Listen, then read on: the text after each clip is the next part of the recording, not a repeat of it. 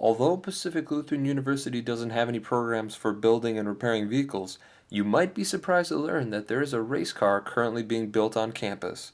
Spencer Ebengay is a professor of sculpture and ceramics at PLU and is currently working with his three-dimensional design students to build a full-scale Formula One race car. However, it's not made of the normal aluminum or metal.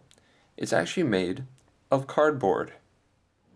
This is a project that I will typically be running in the 3D design course probably once a year, maybe once every 2 years. It's not something I will typically teach every semester for this course. So this project is to begin learning about design. And so what we've done is we've taken something that's already made at the top of its design. We decided to do this one-to-one scale. So this is a full-size Formula One race car.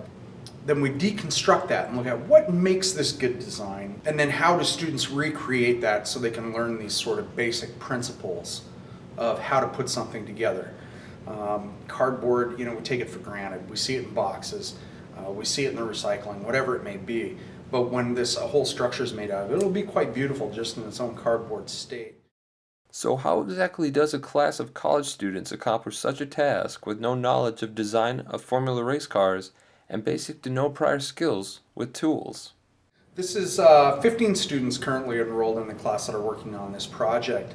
Those students have been broken up into different groups. So there is a group that is just handling the wheels and the suspension and the axles. There's a group that is just handling the body. There's a group that's handling the cockpit. This is also a class where we start to work in basic tools, very basic tools, and very basic materials. So they're working primarily with hot glue guns, cardboard, scissors, box cutters, those kind of tools to put this thing together. Once the car is finished in the next few weeks, where will the public be able to see it? One of the things we plan to do is to install it down at the UC, the University Commons at PLU, so that people can look at it and maybe consider, what can you do with cardboard? What can you do with this kind of a material? Can you recycle it and make something really interesting out of it? We plan to put up informational signage about what the project was, who the students were, and that kind of thing. And there will also be, please do not climb inside the cockpit. Please do not try to roll this down the hill, that kind of thing.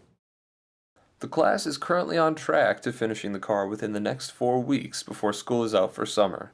After the car does its final victory lap in the UC, Professor Ebengay hopes to donate it to the PLU bookstore to be mounted on the wall or hung from the ceiling as a permanent, high-speed piece of art.